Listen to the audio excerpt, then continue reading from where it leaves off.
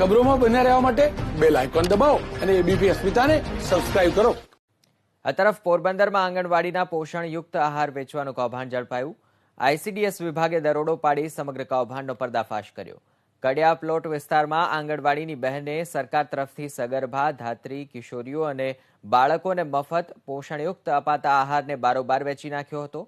ICDS વિભાગે દરોડા પાડતા 69 જેટલા પોષણયુક્ત આહારના પેકેટ મળી આવ્યા. આઈસીડીએસના આ પ્રોગ્રામ ઓફિસરે કમલાબાગ પોલીસ મથકે સમગ્ર મુદ્દે આંગણવાડીની કાર્યકર અને ખરીદનાર સામે ફરિયાદ નોંધાવી છે.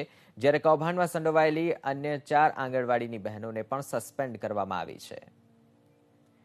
સંવાદદાતા જીતેશ જોડાશે વધુ વિગતો માટે. જીતેશ, કાર્યવાહી અંગે શું માહિતી?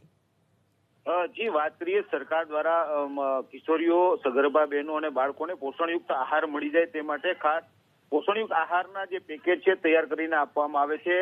અલગ અલગ જે આંગણવાડીની બહેનો છે ને જે પોષણયુક્ત આહારના પેકેટ આપવામાં આવે છે, તો આ પેકેટ જરૂરિયાત લાભાર્થી સુધી પહોંચવાને બદલે તેને વેચી મારવાનું એક કૌભાંડ બહાર આવ્યું છે.